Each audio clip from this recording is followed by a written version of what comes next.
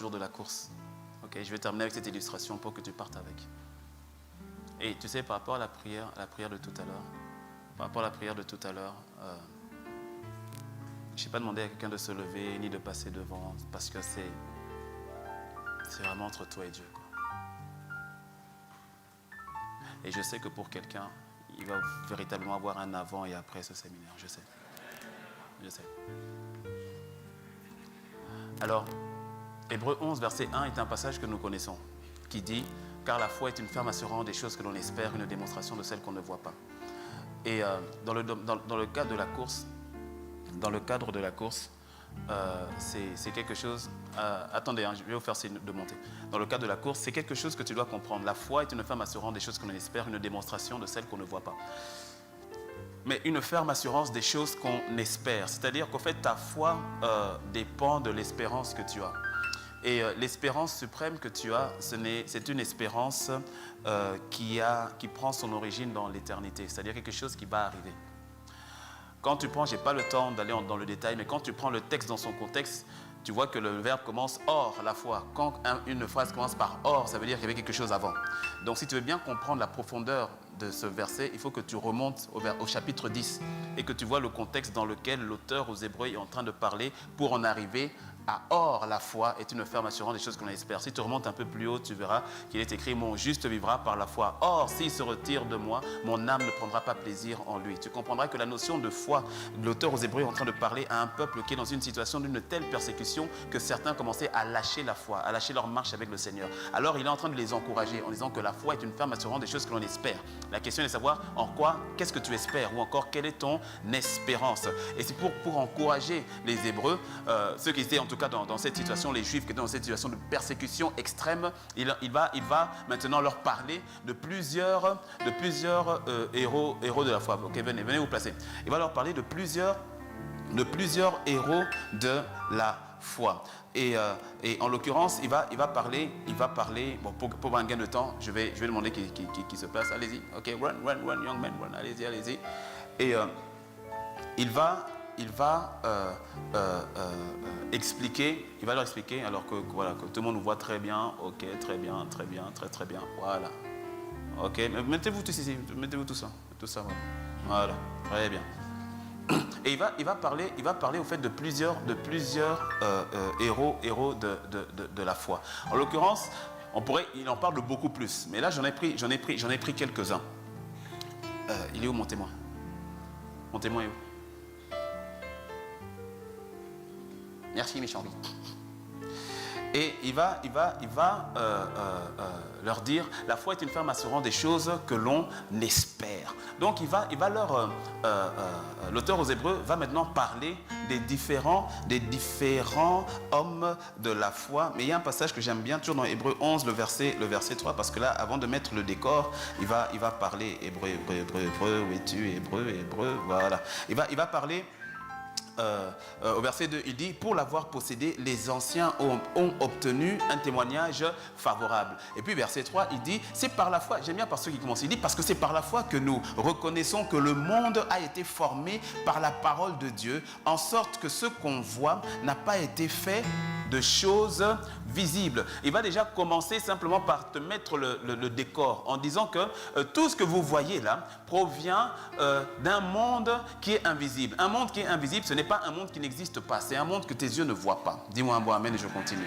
C'est un monde que tes yeux ne voient pas. Donc il est déjà en train d'étirer leur foi en disant que votre foi doit avoir une espérance qui tire sa source d'un domaine, d'une réalité qui est invisible à nos yeux naturels. Et maintenant il va commencer à expliquer Abel et tout cela et toutes ces personnes qui ont eu la foi. Alors je vais commencer par Abraham. J'aurais pu commencer par Abel, mais faute de temps, je peux prendre tous les personnages, sinon on est ici pour longtemps. Mais je vais commencer par Abraham. Voilà, nous avons donc notre Abraham qui est là. Et c'est intéressant parce que tu vois, c'est une question d'espérance. Qu'est-ce que tu vois?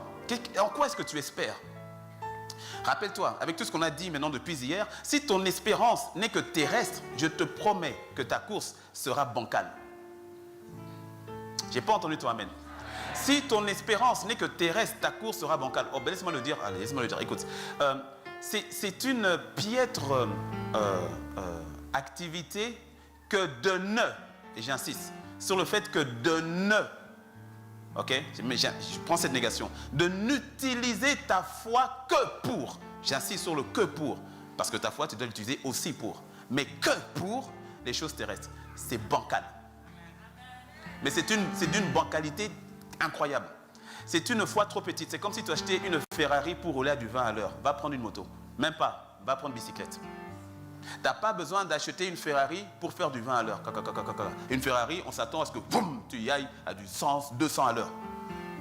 N'utilisez ta foi que, j'insiste, que pour l'obtention des choses terrestres, c'est petit. Très petit. Voilà. Parce que la vérité, c'est que ta foi ne t'a pas été donnée d'abord pour ça. Or, la plupart des personnes qui ont la compréhension de Hébreux 11, verset 1, car la foi est une ferme assurance des choses qu'on espère, démonstration de celles qu'on ne voit pas, ne voient dans ce verset que la possibilité, au fait, de pouvoir obtenir des choses pour leur réalité matérielle. Or, quand tu lis Hébreux 11, là on nous parle des grands de la foi, mais il est intéressant de voir, puisqu'il est en train de faire, c'est une étude qu'il est en train de faire, il expose, il explique. Et il donne donc les héros de la foi pour expliquer leur foi. Mais quand tu regardes leur foi, mais tu vas voir que ce n'est pas forcément la compréhension de la foi que nous en faisons. C'est ainsi que par exemple, pour Abraham, il dit pour Abraham, je saute directement à verset 9, c'est par la foi qu'il vint s'établir dans la terre promise, comme dans une terre étrangère, habitant sous des tentes, ainsi qu'Isaac et Jacob, les co-héritiers de la même promesse. Car il attendait la cité qui a de solides fondements, celle dont Dieu est l'architecte et le constructeur. Hein? On nous parle de qui? Abraham? Ça veut dire que quoi? Abraham, au fait, il ne voyait pas Canaan. Ça veut dire que Abraham, au fait, ce qu'il voyait, c'était pas Canaan. Ça veut dire qu'il voyait au-delà.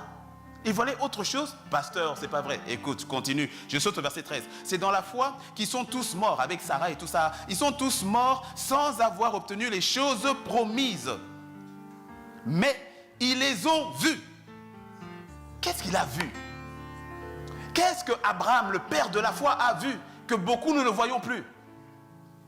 Qu'est-ce qu'il a vu? Ils les ont vus et salués de loin, reconnaissant qu'ils étaient étrangers et voyageurs sur la terre. Hein? Oh? Abraham, Isaac, Jacob, tu es en train de nous dire qu'au fait, eux, à leur époque déjà, étaient conscients que sur la terre, c'était passager. Et donc, ils avaient une autre espérance qui leur a permis de vivre tous les exploits qu'ils ont vécus, tout ce qu'ils ont fait, toute la foi manifestée. C'est parce qu'ils voyaient au-delà. La qualité de la vie que tu auras sur terre, les exploits que tu feras avec Dieu dépendent de ce que tu vois. Ça dépend de l'espérance que tu as, car ta foi est une ferme assurance de ce que tu espères. Dis-moi un bon amen. Ceux qui parlent ainsi montrent qu'ils cherchent une patrie. S'ils avaient en vue celle d'où ils étaient sortis, ils auraient eu le temps d'y retourner. Mais maintenant, ils en désirent une meilleure, c'est-à-dire une... pas terrestre. Qu'est-ce que tu vois? Quelle est la qualité de ton espérance? Que vois-tu? Abraham nous démontre qu'en fait, il ne voyait pas Canaan. Canaan, pour lui, c'était juste un stop, une escale. Mais qu'il voyait au-delà de Canaan. C'est pourquoi Dieu n'a pas honte d'être appelé leur Dieu. Le Dieu d'Abraham, le Dieu d'Isaac, le Dieu de Jacob. Il n'a pas honte d'être appelé leur Dieu. Car il leur a préparé une cité. Je cours. Paul dit, je cours. Là, on vient de comprendre qu'est-ce qui a permis à Abraham, au fait, de courir. Qu'est-ce qu'il voyait? Mais comment est-ce qu'Abraham en arrive à vouloir sacrifier son fils Isaac? C'est parce qu'il rentre dans le domaine même de l'éternité en disant, je sais qu'il va mourir, mais s'il meurt, Dieu est capable de le ressusciter. C'est-à-dire, il passe de l'autre côté. C'est-à-dire qu'il a une révélation de ce que Dieu le Père va faire avec Dieu le Fils. Est-ce que tu me suis? Abraham voyait plus loin. L'espérance. La foi est une ferme assurance des choses que tu espères. La qualité de ta foi dépend de la qualité de ton espérance. Ou je le dirais autrement, la foi c'est comme le moteur avec toute la puissance. Tu as un V6, un V8, un V12, super. Mais tu as besoin de carburant pour que ce moteur t'emmène loin. L'espérance c'est ton carburant. Si tu mets du carburant, que tu mets que 2-3 litres, tu vas aller du côté de l'aéroport. Si tu veux aller à Cara, tu dois faire le plein. Peu importe la qualité de ton moteur, s'il n'y a pas le carburant adéquat, ton moteur n'ira pas. Ta foi t'emmènera aussi loin que ton espérance, que se trouve ton espérance. Dis-moi un bon amen. Donc, on a Abraham. Ok? On est dans un ordre chronologique. On a Abraham. Et Abraham, Abraham, quel est ton but sur terre? Abraham, c'est quoi? Non, j'ai pas c'était une question que moi je te pose. Il dit, tiens, quel est ton but sur terre? Rappelle-toi, nous sommes dans une course, c'est la course. Et donc là, la course, ce que tu dois comprendre, c'est que la course n'a pas commencé avec toi et elle ne s'arrête pas avec toi. Dis amen bien. Amen. La course n'a pas commencé avec toi et la course ne s'arrête pas avec toi. Avant que je ne revienne à Abraham, revenons dans Hébreux 11. Nous faisons l'étude de la Bible. Que tu ne dises pas, le pasteur a dit. Non, ce n'est pas ma parole. Il faut que tu t'appuies sur ce qui est écrit. Regarde, je saute avec moi et puis on va jusqu'au verset... Quel verset? Au verset... Allez, au verset 35. Verset 35. Des femmes recouvrèrent leur mort par la résurrection, d'autres furent livrés au tourment et n'acceptèrent point d'être de délivrance afin d'obtenir une meilleure résurrection. Je ne vais pas venir là-dedans, sinon on est parti trop longtemps. D'autres subirent des moqueries, le fouet, les chaînes, les prisons, ils furent lapidés, sciés, torturés, ils moururent, tués par l'épée. Ils allèrent ça et là, vêtus de peau de brebis, de peau de chèvre, dénués de tout, persécutés, maltraités. Eux dont le monde n'était pas digne, errant dans les déserts et les montagnes, dans les cavernes et les antres de la terre. Donc là on te parle, parce qu'on te fait le résumé, et les David, et les Gédéon, et des Esther, des Rahab, tout ça. Et puis on nous dit, tout cela, à la foi desquels il a été rendu témoignage. Ça veut dire que Dieu a approuvé leur foi. Il a dit, franchement, votre foi, oui, vous êtes des modèles. C'est pour cela que nous avons des prédications, des enseignements, des méditations sur la vie d'Abraham, de Moïse, d'Esther, de David, de Marie et tout cela. C'est parce qu'ils ont été des modèles pour nous de foi et on peut tirer des leçons par rapport à leur vie. Si tu me suis, tu me dis Amen. Tous ceux-là, à la foi desquels il a été rendu témoignage, n'ont pas obtenu ce qui leur était promis. Hein? Comment ça? Avec tout, le Seigneur approuve. Ils disent, yes, good job. Bien joué. Mais ils n'ont pas obtenu ce qui était promis. Mais le Seigneur approuve. Hein? Il dit, je suis fier d'eux. Je suis fier de vous. Pourquoi? Parce que nous sommes dans une course. Et dans la course de relais, si j'ai commencé et que j'ai fait ma partie, on n'a pas gagné tant que le dernier n'a pas terminé. Est-ce que tu me suis? On est dans une course.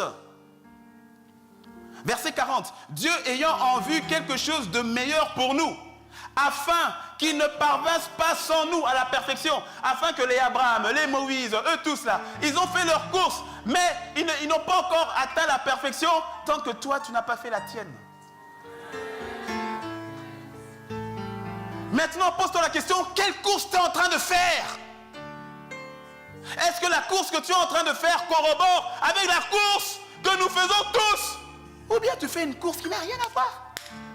Est-ce que tu comprends pourquoi Paul n'arrête pas de parler, de garder les yeux par rapport au prix, la vocation céleste? Parce que Paul est conscient qu'en fait, il n'est que le maillon d'une longue chaîne. Et la qualité de la chaîne qui suit dépend du maillon qu'il est. Raison pour laquelle Jacques dit, le Saint-Esprit dit à Jacques, il dit qu'il y en ait peu parmi vous qui enseignent.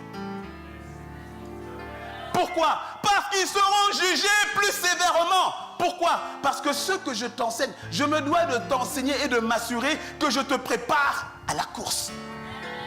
Parce que si je te fais faire un hors-course, c'est moi qui prends le jugement. Mon ami, pas moi. Est-ce que tu me suis? Nous sommes dans une course. Ta course, la vérité, c'est notre course. Ta course m'engage. Ma course t'engage. Parce que nous sommes liés.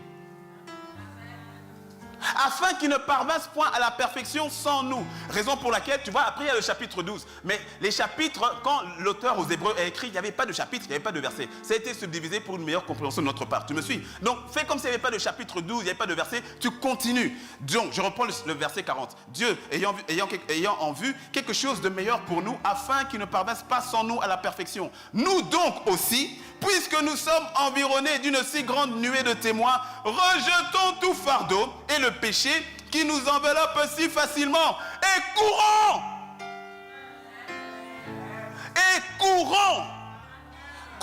avec persévérance avance dans la carrière ou encore dans la course qui nous est ouverte, ayant les regards sur Jésus, le chef et le consommateur de la foi. Et puis on te parle de lui, de Jésus, en disant, qui lui aussi a couru une course pareille? Qui, en vue de la joie qui lui était réservée, l'espérance, qui, en vue de la joie qui lui était réservée, a souffert la croix, méprisé l'ignominie et s'est assis à la droite du trône de Dieu. C'est là où tu dois t'asseoir. Est-ce que tu me suis? C'est là où le Seigneur t'attend. Le prix, la couronne. On donne la couronne à quelqu'un qui a un trône, toi aussi. S'il y a une couronne, c'est qu'il y a un trône. Est-ce que tu me suis? Mais la vérité, c'est que plusieurs ne sont pas conscients de cette couronne, de ce trône. Et c'est pour ça que la course qu'ils mènent est une course ambiguë. Cela n'est plus ton partage dans le nom de Jésus. J'ai pas entendu toi, amen. Alors regarde la course. Regarde la course. Abraham a le bâton, il a le relais. Pendant sa vie, Abraham se doit de courir la bonne course. Sa course. Et quelle est la course d'Abraham? Il doit bénir toutes les nations de la terre. Dis-moi un bon amen. C'est ce que Dieu attend d'Abraham. C'est ce qu'il lui a dit dans Genèse 22, verset 18. Note juste des passages, là on va aller très vite parce qu'on a la fin. Genèse 22, verset 17 à 18. Je te bénirai et je multiplierai ta postérité comme les étoiles du ciel et comme le sable qui est sur le bord de la mer. Et ta postérité possédera la porte de ses ennemis. Toutes les nations de la terre seront bénies en ta postérité parce que tu as obéi à ma voix. Donc tu vois que la course que devait livrer Abraham était la course qui consistait à pouvoir bénir toutes les nations de la terre. C'est ce que Dieu veut faire au travers d'Abraham. Mais Abraham, pendant sa course, il va aussi avoir des challenges. C'est ainsi que le diable vient, oui, voilà. Le diable, c'est bon, voilà, hein, c'est pas le diable, mais ok, hein, c'est très beau comme ça. Le diable vient, et t'as le diable qui vient et qui laisse tomber le fardeau un peu. Qui vient avec, ne vous laissez pas envelopper si facilement par tout type de fardeau et le péché. Donc tu vas venir avec le péché, mais sur la tête d'Abraham. Mais sur la tête d'Abraham, mais toi aussi fais comme vraiment un diable qui, voilà. Non, toi supporte, bon, mets sur sa tête, mets sur sa tête. Mais toi t'es un diable gentil, vraiment, Voilà. Et en l'occurrence, par rapport à Abraham, il y avait un moment où Dieu dit, je vais te bénir, je vais bénir ta postérité. Et puis il vient avec l'onction agarisme, avec Ismaël. Est-ce que tu me suis? Viens avec moi dans Galates. Je ne vais pas expliquer pour eux tous, parce que ce serait compliqué, mais Abraham, je dois expliquer. Viens avec moi dans Galates. Regarde, viens avec moi dans Galates 4, verset 22. Galates 4, 22, je lis pour toi. Il y est écrit qu'Abraham a eu 2 fils, l'un d'une esclave et l'autre de la femme libre. Dans le contexte, Paul est en train de parler, de faire la différenciation entre la loi et entre la grâce. Mais il y a un principe qui est ici et qui nous concerne. Verset 23, le fils de l'esclave a été conçu. C'est-à-dire, Abraham l'a fait avec Agar, avec la chair. Avec la chair, il a été conçu, il a fait avec la chair, avec sa volonté, avec ses efforts, avec sa capacité. Il a voulu faire la promesse de Dieu avec ce qu'il est, avec la chair. Il a été conçu de manière purement humaine. Je crois que je suis en train de lire la version parole vivante ou parole de vie. Il a été conçu de manière purement humaine, de la volonté d'un homme et d'une femme, c'est-à-dire de manière ordinaire, de manière charnelle. Alors que le fils de la femme libre, Sarah, a été donné. De manière totalement spirituelle, de manière totalement céleste. Il a été donné. Rien à voir avec la chair, rien à voir avec les efforts humains. C'était la grâce de Dieu uniquement. C'était totalement céleste, totalement spirituel. Il a été donné à Abraham en vertu de quoi? En vertu d'une promesse divine. En vertu d'une promesse divine. Ismaël n'était pas l'enfant de la promesse parce qu'il a dit je bénirai toutes les nations. Mais il ne parlait pas au travers d'Ismaël. Il fallait que ça passe par Isaac. Tu me suis? Donc c'était un des combats qu'Abraham avait. Il pouvait changer de combat, se tromper de course. Ah ça traîne, ah ça dure, oh on n'y arrive pas. Bon on va le faire de nous-mêmes. Est-ce que tu me suis? C'est facile d'appeler Ismaël l'enfant de la promesse alors qu'il n'en est rien. Que tout Ismaël soit viré dans le nom de Jésus. Si tu t'appelles Ismaël, il ne faut pas sortir. Je parle du Ismaël spirituel. Non, parce qu'on a des Ismaël. Okay? Je parle du Ismaël spirituel. Okay? Dis-moi un bon amen. Mais de quelle promesse? On dit, c'était en vertu d'une promesse divine. La promesse, c'est laquelle? C'est ce que nous avons lu au verset 18. Toutes les nations de la terre seront bénies en ta postérité. Toutes les nations de la terre. Est-ce qu'il s'agissait de la nation terrestre? La réponse est non. Parce que Galates 3, verset 16 nous dit, or les promesses ont été faites à Abraham et à sa postérité. Il n'est pas dit aux postérités au pluriel, comme s'il s'agissait de plusieurs, mais en étant qu'il s'agit d'une seule postérité, 2 points, et à ta postérité, c'est-à-dire à Christ. Abraham, depuis Abraham, il y a déjà la vision. C'est pas Isaac, mon ami, c'est pas Isaac. Isaac est important, Isaac est indispensable, mais ça ne s'arrête pas à Isaac. Abraham voit plus loin, il a compris qu'en fait il veut bénir toutes les postérités, mais en fait il voit la postérité là, c'est Christ, l'espérance. Donc Abraham sait que sa course ne peut pas s'arrêter à lui. C'est pour ça qu'il court Abraham, fais un peu comme tu cours. Pas trop vite parce que tu vas courir longtemps, cours un peu. Il est en train de courir. Il doit courir et il doit s'assurer de faire ce que Dieu lui demande de faire. Demain, on va parler par rapport à ce que Dieu te demande de faire. Parce que je sais que plusieurs, tu ressors d'ici avec l'esprit totalement changé, totalement chamboulé. Tu ressors d'ici en disant, Seigneur, je veux le but, je veux le but. Demain, le Seigneur va restaurer. Donc,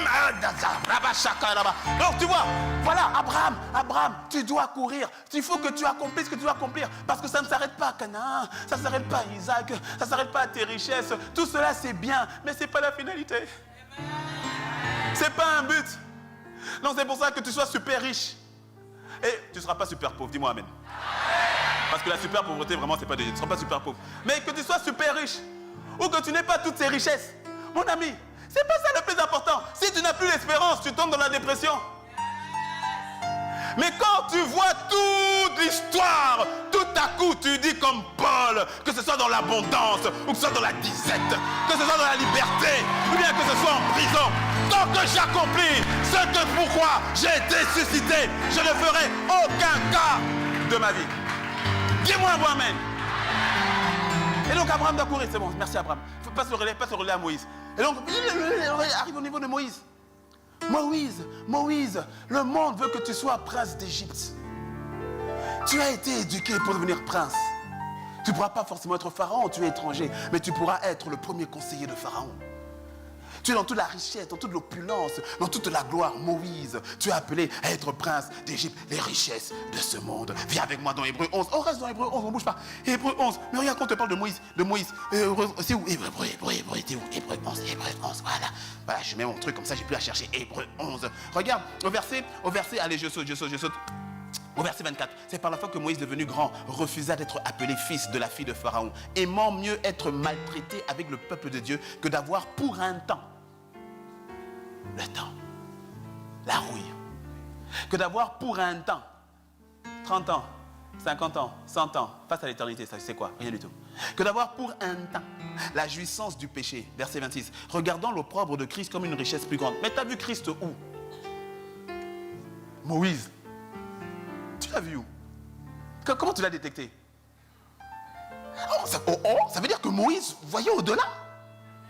Ça veut dire que là où les autres te plaignaient dans le désert, on a faim, on a soif, on est fatigué, tout le monde se plaint dans le désert. Mais Moïse voyait le Christ. C'est peut-être pour ça que ça lui permettait de traverser ce désert sans se plaindre, sans murmure, parce qu'il voyait plus loin.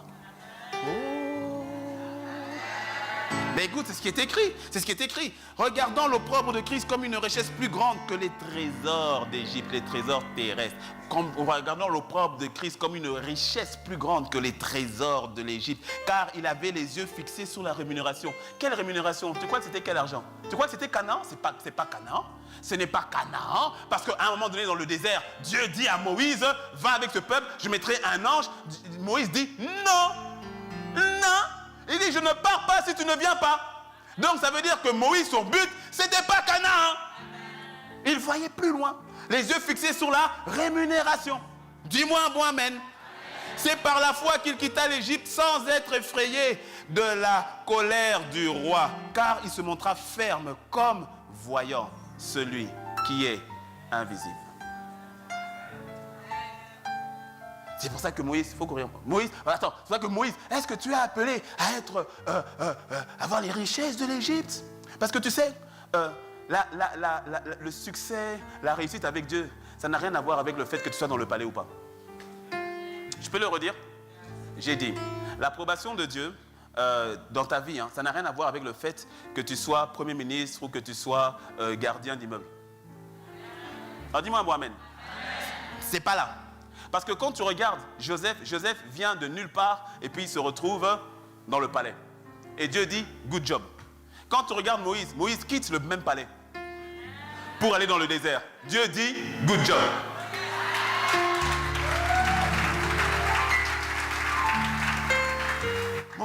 Moïse, est-ce que tu es appelé à rester dans le palais? Non, Moïse, dis-nous, quel est ton... Moïse, quel est ton... Libérer le peuple de Dieu. C'est sa course. Cours, Moïse, cours. Moïse, cours. C'est sa course. C'est ce que Moïse fait. C'est ce qu'il doit faire. Il ne doit pas se tromper de course. Il ne doit pas se tromper de course. Passe le bâton. À Esther. Esther, je ne vais pas raconter l'histoire d'Esther, mais tu sais que Esther elle était juive, et puis elle est devenue, de manière vraiment miraculeuse, on peut le dire, elle est devenue la femme du roi. Et puis à un moment donné, Aman fait tout le conseiller du roi fait tout un complot pour exterminer. L'Holocauste avait déjà commencé depuis là-bas. En tout cas, le démon de l'Holocauste avait déjà commencé depuis là-bas. Pour exterminer le peuple juif, exterminer le peuple de Dieu. Mardoché, l'oncle, vient voir sa petite. Elle dit, Esther, il faut aller parler au roi. Esther dit, qui est folle?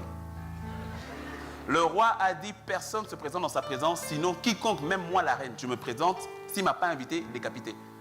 C'est-à-dire qu'elle voulait préserver sa vie, préserver sa position.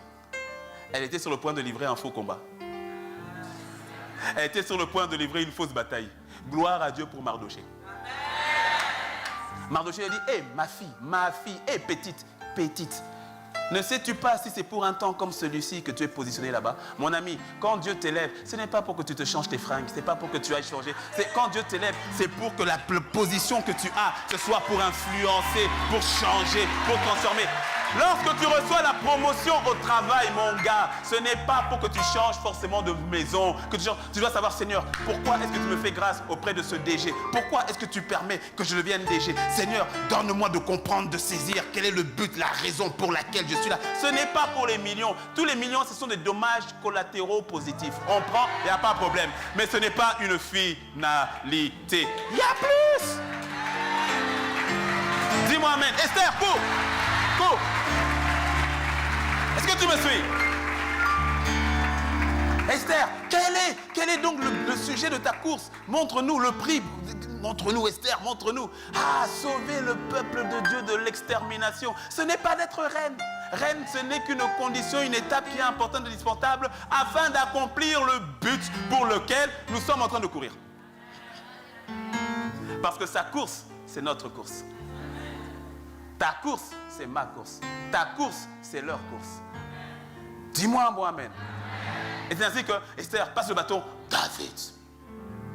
Ah, David. Il y aurait tellement de choses à dire, je ne veux pas trop parler de David. Mais une chose par rapport à David. Quand tu viens avec moi dans Acte. Acte combien déjà? C'est quoi? C'est acte quoi? C'est acte 13, c'est ça, hein? Oui, acte 13, verset 21 à 22. Acte 13, verset 21 à 22. C'est Paul qui est en train de parler par rapport à la Bible et tout cela. Et puis il dit, ils leur demandèrent alors un roi. En parlant du peuple d'Israël, ils ont demandé un roi, Saül. C'est-à-dire, ils ont demandé, encore une fois, comme on l'avait avec Ismaël, c'était encore la chair, c'est encore la volonté humaine. On a dit, oh, tous les autres peuples, ils ont un roi, donne-nous aussi notre roi, non? Nous aussi, on va avoir un roi, on veut être comme les autres. Alors ils ont demandé à un roi, et donc Dieu leur donna pendant 40 ans Saül, fils de Kis, de la tribu de Benjamin. Verset 22. Puis l'ayant rejeté, il leur suscita pour roi David. Tu vois, avant c'est eux qui ont demandé. Mon ami, ce n'est pas parce que Dieu exauce tes prières qu'il est d'accord avec ta prière. Je te dis, parce que tout dépend d'abord de la condition du cœur avec lequel tu demandes. Ce n'est pas l'exaucement de la prière qui détermine que Dieu a approuvé. Je te promets que ce n'est pas parce que Dieu a exaucé ta prière qu'il l'a approuvé. Ils ont demandé un roi, ils ont eu Saül, mais Saül n'était pas le roi selon le cœur de Dieu. Quand Dieu lui-même a suscité à son temps convenable David, un homme selon son cœur. Dis-moi un bon amen. J'ai pas entendu ton amen. Tout exaucement à tes prières ne veut pas dire que Dieu a agréé. Tout départ d'abord de la condition de ton cœur. Est-ce que tu me suis? Il leur suscita pour roi David, auquel il a rendu ce témoignage. J'ai trouvé David, fils d'Ésaïe, homme selon mon cœur, qui accomplira toutes mes volontés. Toutes mes volontés. Et donc David, cours un peu. David, tu vois, David, il a failli aussi livrer de faux combats. Bathsheba, des combats barshébatiques. Bathsheba, va mettre sur peut-être de Bathsheba. Tu vois, il va mettre l'impudicité, la femme. Mets-lui des fardeaux aussi, va prendre des fardeaux, mets-lui un sac là. Et puis les fardeaux, tu vois, tu sais, en tant que roi, il y a des soucis qui peuvent aller à gauche. Non, prends les sacs, mets les fardeaux. Ah, mais vraiment, il y a des gentils comme ça existe. Mets fardeau sur sa tête. Mets sur la tête là. Mets bien même. Voilà. Un fardeau. Tout type de fardeau. Ne vous laissez pas envelopper par tout type de fardeau et par le péché. Ceux qui vous enveloppent si facilement. Et donc, tout type de choses qui étaient là. Et on pouvait penser que David, pouvait partir. Mais gloire soit rendue à Dieu. David s'en est débarrassé par grâce de Dieu. Il faut enlever, débarrasser. Voilà. Parce qu'au fait, David, la vérité, c'est que David, tu n'es pas là pour ton trône à toi. Tu n'es pas là pour ton trône à toi. David, tu n'es pas là pour que tu sois le roi comme voulait être Saül. Saül, lui, c'était... Quand tu vois la vie de Saül, c'est-à-dire, il faut qu'on se rappelle de lui. Oh, faites-moi une statue ici. Ah, faites-moi ça ici. Ah, ça c'est moi qui ai fait. Ah, ça c'est moi qui ai fait. Donc Saül, tout tourne autour de lui. Saül. Mais David a compris qu'en fait, Saül voulait établir son trône. Mais David avait compris qu'il ne s'agissait pas d'établir son trône. Au fait, David, ce qu'il devait faire, il devait instaurer la royauté, préparer le trône de Christ. Pourquoi? Luc 1, note simplement la référence. Luc 1, verset 32 à 3. Lorsque l'ange Gabriel vient parler à Marie, regarde ce qu'il lui dit. Il lui dit, tu auras un fils, tout cela, et il sera grand et appelé fils du Très-Haut. Et le Seigneur Dieu lui donnera le trône de David, son père. Ça veut dire qu'au fait, il fallait que Dieu puisse susciter son roi à lui, qui allait préparer un trône pour le fils, pour Jésus. Et ce trône, verset 33, il régnera sur la maison de Jacob éternellement et son règne n'aura point de fin.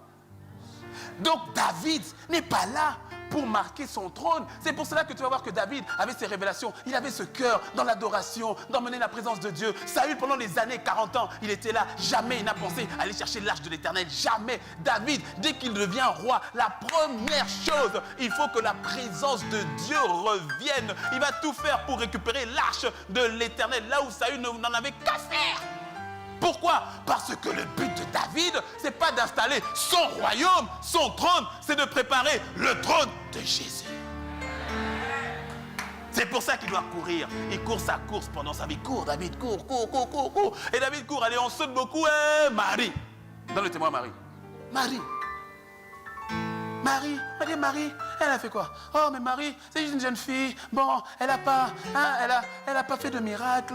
Marie n'a pas ressuscité les morts. Enfin, en tout cas, peut-être après la Pentecôte. Mais jusque-là, bon, elle n'a rien fait de particulier et tout cela. Mais quand on parle de Marie, on se rappelle de Marie par rapport à quoi? Mais parce que Marie, son but, c'était pas le mariage. Le but de Marie, c'est pas le mariage. Le temps va continuer dans Luc 1. Dans Luc 1, quand l'ange lui parle, et puis il lui dit, tu seras enceinte, tu l'appelleras, tout ça, et autres. Et puis à un moment, il dit, mais comment ça se fera-t-il? Je ne connais point d'homme. Et puis il dit, non, le Saint-Esprit viendra sur toi. Il te couvrira de l'ombre de Dieu puissant te couvrira.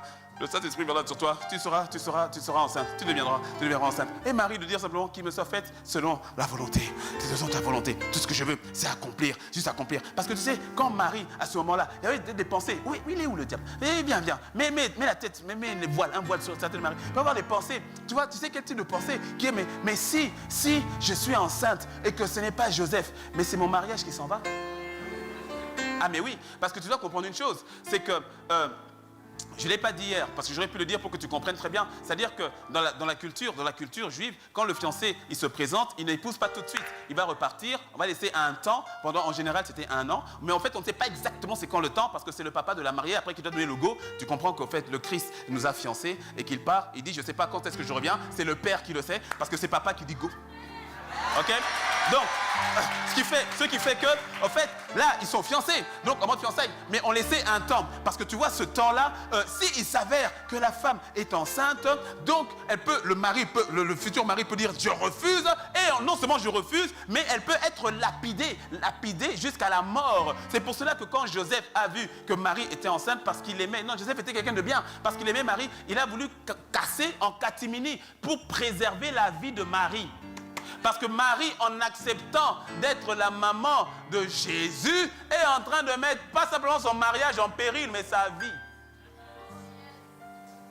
Mais son but, ce n'est pas le mariage. Parce que si elle est enceinte et que Joseph la renie, elle sera rejetée de tous. Maman de Jésus, mais rejetée de tous. Qu'il me soit fait selon la volonté du Seigneur. C'était ça sa course. Cours Marie, cours. Et révèle-nous. Pourquoi, voilà. Enfanter le Messie, c'est ça. Il faut ma course à moi. Pourquoi? Mais parce que Marie, si le Messie ne vient pas, nous on fait comment? On va faire comment? Si tu refuses, nous on va faire comment? Sa course, c'est sa course. Elle a les yeux fixés. L'ange lui a montré une panoplie, un paysage beaucoup plus grand. Dis-moi un bon amen. Dis-moi un bon amen. Je n'ai pas entendu ton amen. C'est une course, donc tu vois, c'est ça, c'est tous les grands de la foi que nous parle Hébreux 11. Eux tous sont dans une course, c'est un relais où on passe à l'autre et puis il prend, je dis ok je l'ai, à moi de courir la course. Pourquoi? Parce qu'en fait on voit plus loin, parce que tu vois, ayant les regards fixés sur Jésus.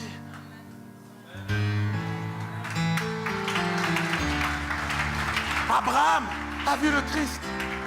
Moïse a vu le Christ. Ils ont tous perçu plus loin. C'est pour ça qu'ils couraient. En ayant le regard fixé. Il y a les défis. Oh, on les coupe pas. On prend. Prison. On se relève. Pourquoi? Les regards fixés sur le Jésus. Est-ce que tu me suis? Est-ce que tu me suis? Quelle course tu es en train de courir?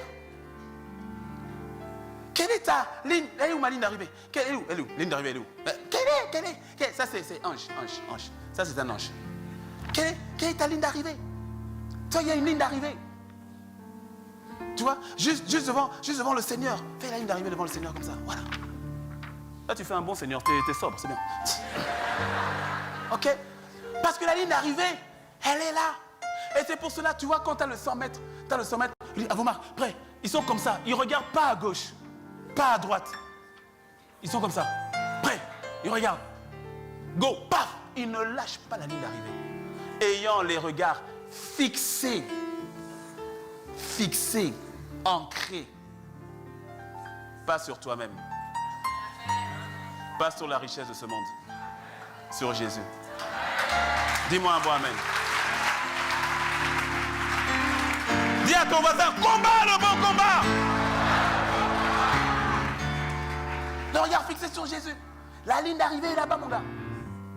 La ligne d'arrivée est là-bas. Parce que tu vois, ce qui s'est passé, vraiment, c'est bien, merci.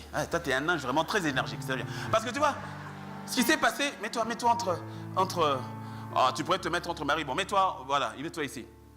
Parce que Marie était d'un côté et puis elle est passée de l'autre. Parce que entre les deux, vient le Christ. Est-ce que tu me suis? Et au fait, Marie, tu peux même à un moment donné te mettre derrière, parce que Marie va devenir l'Église. Est-ce que tu me suis? Parce que entre les deux, fais le Seigneur, on te voit, voilà, la croix, fais une croix comme ça, voilà. Parce que tu as le Seigneur qui vient entre les deux. Il y a quelque chose qui s'est passé.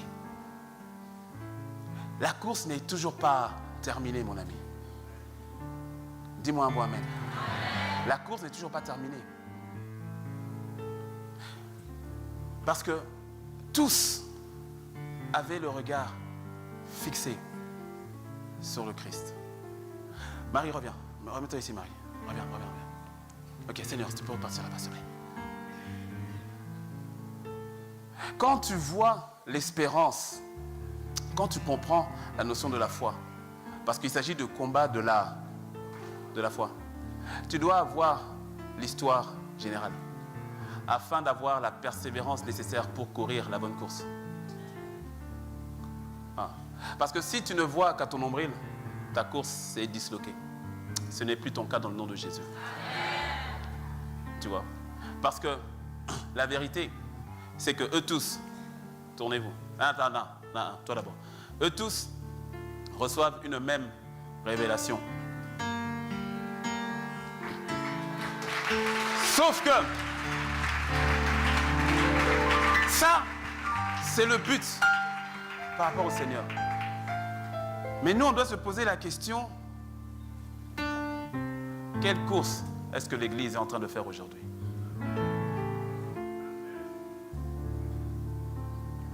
Parce que tant que nous n'achevons pas notre course, qui consiste à ce que le Seigneur revienne en ce jour-là, l'avènement, qu'il revienne dans toute sa gloire, dans toute sa splendeur, et qu'il rétablisse toutes choses. Tant que nous, ici, nous ne faisons pas notre course, parce que si maintenant, ici, nous, notre course, si par exemple, nous, notre course, tiens-moi ça s'il te plaît, si notre course à nous ici, c'est quoi? Mariage? C'est quoi? Promotion? C'est quoi? Acheter un deuxième terrain? C'est quoi? Quand le Seigneur te délivre des oppressions démoniaques, tu vas comprendre demain. C'est pour que tu sois apte à bien courir. Ouais. Quand le Seigneur te fait du bien, qu'il s'occupe de tous tes besoins, c'est pour qu'après tu te défocalises de tout ça et que tu puisses bien courir. Tu vas comprendre au fait que tout ce que le Seigneur te donne, il le fait parce qu'il t'aime. Et c'est pour ça que des fois il te dit au fait, cours même pas derrière ça. Recherche le royaume. Le reste, t'inquiète. Le reste, je suis au courant du reste, t'inquiète. Je suis au courant du reste. Recherche le royaume. Pas ton royaume. Son royaume. Ouais. Pas ton royaume à toi. Pas ta gloire à toi. Rappelle-toi, la Odyssée. Elle croit qu'elle a la gloire, mais elle est nue. Pas cette gloire-là. Non, pas la gloire des hommes. Oublie ça. Le Seigneur te dit, oublie ça. La gloire des hommes est éphémère. Les hommes t'acclament aujourd'hui et puis ils t'insultent demain. Laisse tomber. Laisse tomber. Ils sont avec toi aujourd'hui et puis demain ils te trahissent. Laisse tomber. Aujourd'hui ils disent non, toi t'es fort et puis demain ils disent toi t'es nul. Laisse tomber. Si tu recherches la gloire des hommes, si tu recherches la gloire des hommes, mon ami, ton cœur là va faire comme ça. Quand tu recherches la gloire de Dieu, peu importe ce que font les hommes, ton cœur est stable. Ton cœur est stable, rempli de l'amour de Dieu. Stable. Dis-moi un bon amen. L'Église, on se pose la question, est-ce qu'on va achever? Et tu vois ce qui est intéressant, et j'ai fini. Tu vois ce qui est intéressant, c'est que à l'Église, tourne-toi à l'Église. L'Église, au fait, elle est mieux équipée que tous. L'Église est mieux équipée qu'Abraham, les Moïse. C'est-à-dire que quand les Abraham et les Moïse te regardent, ils sont émerveillés. Tu sais pourquoi? Parce que la Bible nous révèle, dans Colossiens 1, c'est mon dernier passage, dans Colossiens 1, verset 26, il est écrit, le mystère caché de tout temps et de tout, dans tous les âges, mais révélé maintenant à ses saints, à qui Dieu a voulu faire connaître quelle est la glorieuse richesse de ce mystère parmi les païens, savoir Christ en vous, l'espérance de la gloire. Église, quelle est ta mission? Ecclésia, révéler la gloire de Jésus-Christ aux nations. C'est-à-dire le mystère caché de tous les temps, qu'au travers de l'Église, on voit Christ. Il faut que les nations voient Christ et que le maximum de nations le voient, le distinguent au travers de toi. C'est pour ça que quand tu viens à lui, il te change, te transforme, te métamorphose, il te redonne ton véritable mandat et tu deviens comme lui, transformé de gloire en gloire à son image. Parce que la vérité, c'est que eux tous, Abraham, tout ça, et Marie, allez derrière le Seigneur. Abraham, tout ça, allez derrière le Seigneur. Vous pouvez déposer vos cartons. Vous avez déjà fait votre course. Déposez vos cartons. Et puis derrière maintenant, Église, viens. Cours de ce côté-là. Et vous, mettez-vous le Seigneur. Maintenant, encouragez. Encouragez-la, encouragez. Encouragez pour de vrai, les gars. Encouragez-la. Parce que c'est ce qu'ils sont en train de faire, mon ami. Ils sont là. Allez. Cours. Allez, vas-y. La ligne d'arrivée est là. Allez. Devant une grande nuée. Il y a une grande nuée de témoins. Il y a, continuez, encouragez. Micro. Il y a une grande nuée de témoins. Ils sont là, eux tous. Pourquoi? Parce que mon ami, tant que nous ne sommes pas passés, eux, ils ne sont pas dans la perfection. Ils nous attendent.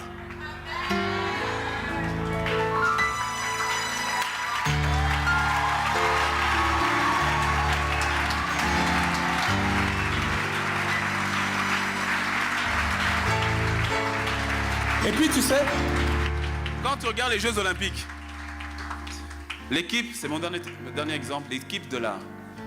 Non, c'est vrai, c'est mon dernier exemple. J'ai dit dernier verset, j'ai plus dit le verset, c'est fini. Le dernier exemple. L'équipe de la Jamaïque, ils ont un extraterrestre qui s'appelle Usain Bolt. Le gars, il fait 9 secondes 59 le 100 mètres. C'est presque inhumain. Et quand ils font le relais de 4... Arrête de courir, pardon, c'est pas toi. Je t'ai oublié. Il dit, pasteur, s'il te plaît. Quand ils font le relais 4 fois 100 mètres, il y a des différentes stratégies, mais la plupart des équipes ont une stratégie qui consiste à mettre le meilleur coureur à la fin. Parce que tu peux le mettre au début, mais il faut qu'on ait la possibilité d'avoir quelqu'un qui soit capable d'accélérer et de rattraper un improbable retard. Donc ils vont mettre le meilleur coureur à la fin. Et ainsi que les autres sont de bons sprinteurs. Mais le dernier, ça va.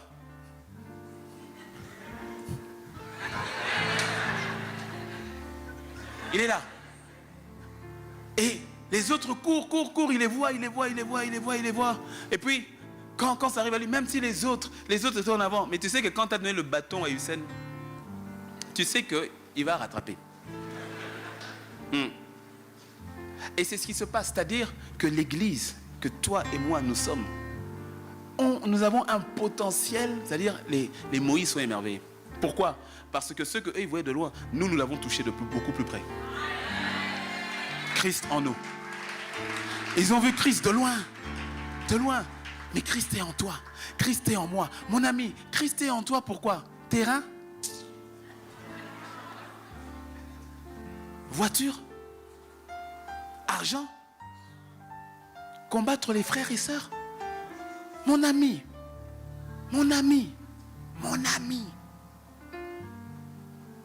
Et il ne faut pas que l'Église en soit où on se pose la question. Mais l'Église, qu'est-ce qu'elle est en train de faire? L'Église, elle fait quoi? Elle est en train de courir, elle va où?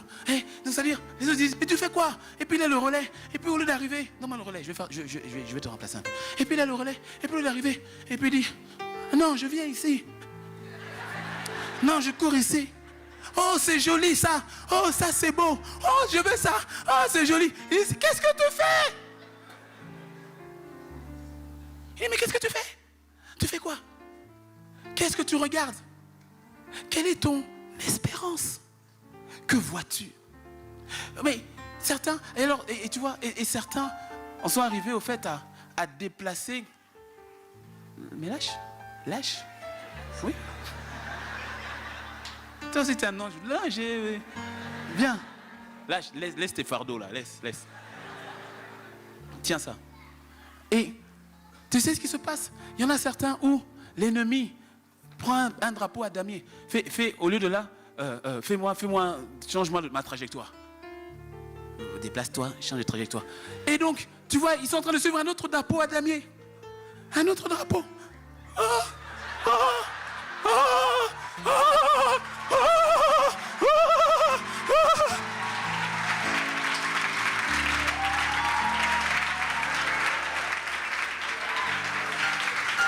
Que le Seigneur te remette dans ta course dans le nom de Jésus.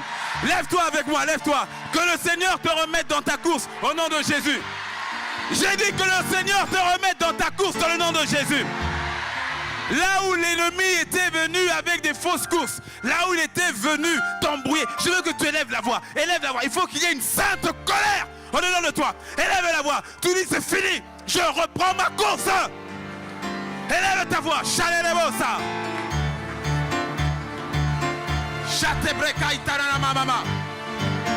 Que le Seigneur t'ouvre les yeux à nouveau. Reprends la bonne course.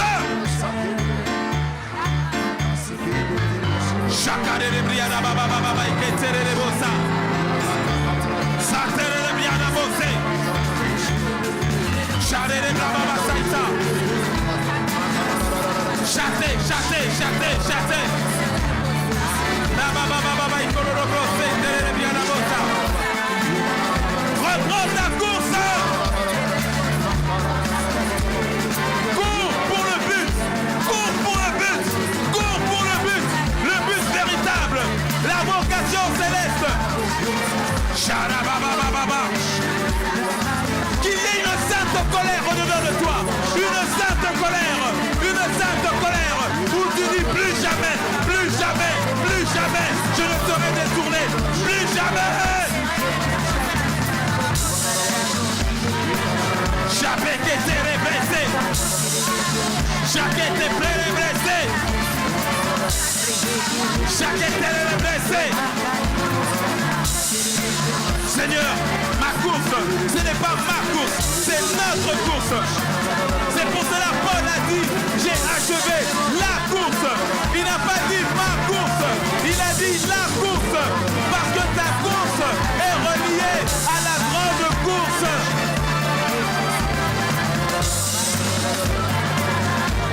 Seigneur, que je n'ai plus à livrer de faux combats. Que je n'ai plus à livrer de faux combats.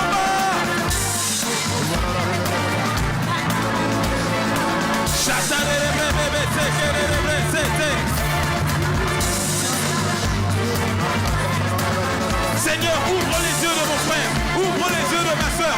Illumine, illumine les yeux de ton église. Les yeux de ton église. Les yeux de ton église, Seigneur.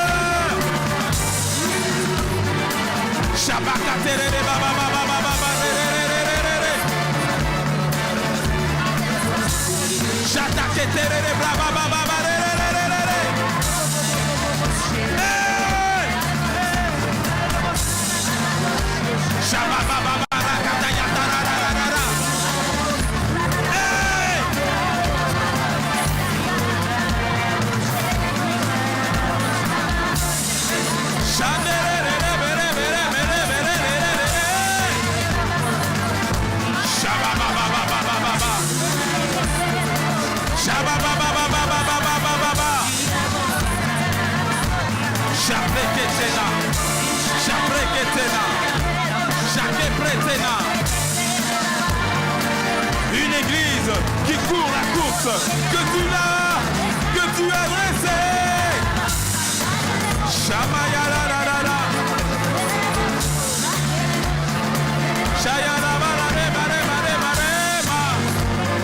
Rema. Manarema.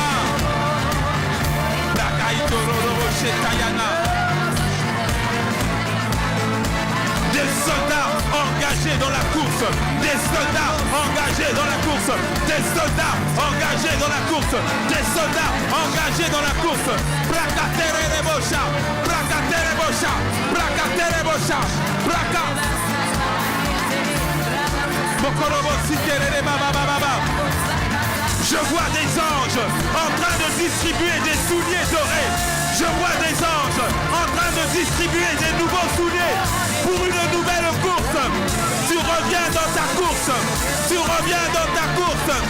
Il s'est levé. Tu reviens dans ta course. Mon frère, ma soeur, tu reviens dans ta course.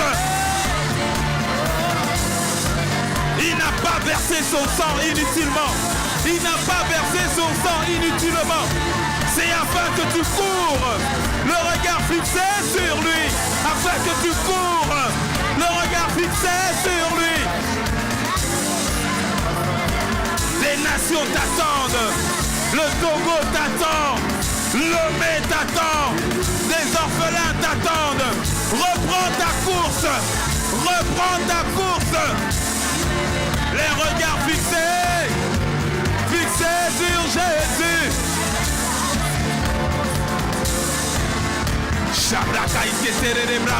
Encore 2 minutes, continue.